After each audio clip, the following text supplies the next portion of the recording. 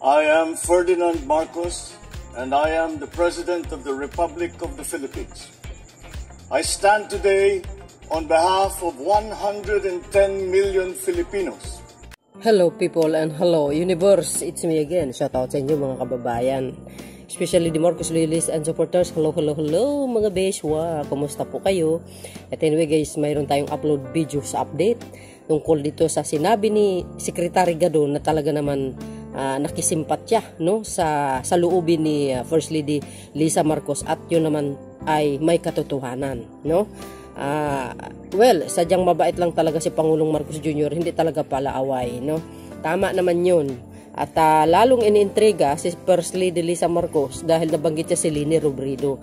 Hindi, it doesn't mean guys ay magkaibigan no. Napansin niya lang kasi nung that time, alam niyo na sa kampanya talagang masugid na binabanatan talaga si Pangulong Marcos ng mga pink.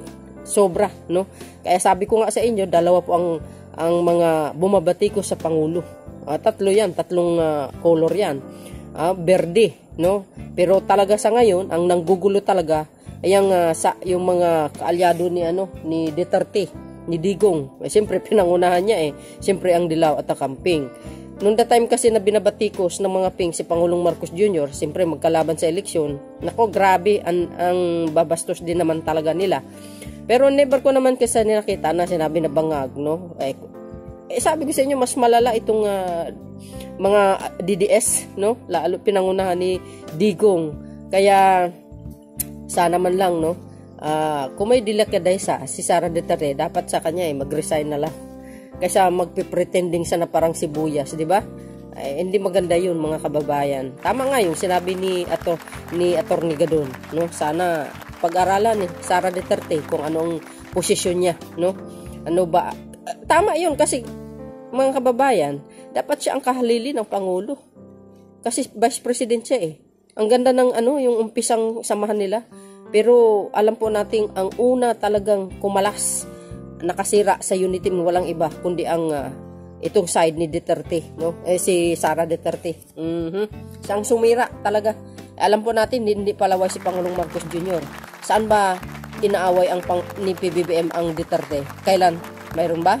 Hindi, wala, as in. So dahil diyan mga kababayan, panoorin nyo yung sinabi ni Secretary Gadon. Eto na. See you again on my next upload video. Boy and babus. God bless Philippines. I sympathize with First Lady Lisa Araneta Marcos. I understand how she feels dahil kasi yung mga pangyayari ngayon at yung mga nakaraan pang mga pangyayari ay talaga nagpapakita na masakit para sa kanya dahil unang-una itong sukdulan, itong nangyari sa Tagum kung saan yung sinasabi nila na peace rally and prayer rally, hindi naman ganun ang kinalabasan, kundi naging destabilization rally. Dahil na, saan ka ba naman nakakita na prayer rally, pero kung ano-anong masasama pinagsasabi nila against President Bongbong Marcos and kay First Lady Lisa Araneta Marcos. Of course, masakit talaga yon dahil unang-una, si First Lady ay nakita niya kung paano ang hirap na ginagawa, ang sakripisyong ginagawa ni President Bongbong Marcos upang isaayos ang ating mga suliranin, ang tinatahak nating mga challenges dito sa bansa.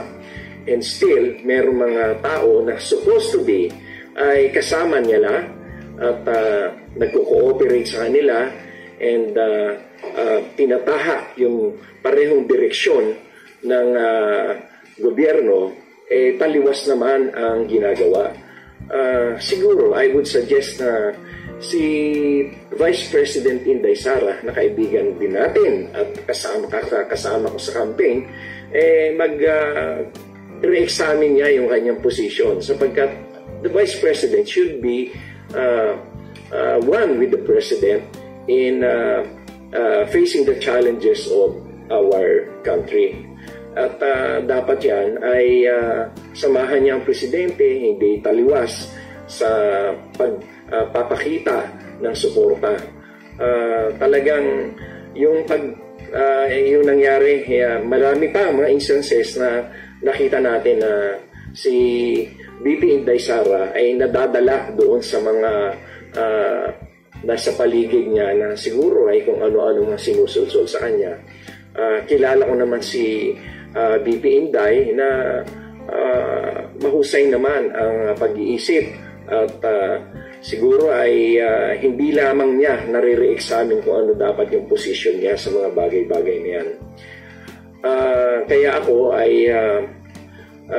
si First Lady ay talaga nasaktan dyan sapagkat alam nyo naman sa loob ng napakaraming taon ay sinuportahan niya si President Bongbong Marcos. Hindi lamang yun. Isipin nyo ng kanyang minahal at pinakasalan at sinamahan sa buhay si President Bongbong Marcos. At that time, nagdapang-dapa ang mga Marcos.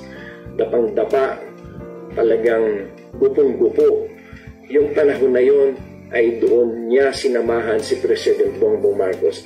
Kaya, sa mga pangyayari na yun, na nakikita niya na ginagawa naman ng lahat ng ating presidente upang ang ating bansa ay maiahon.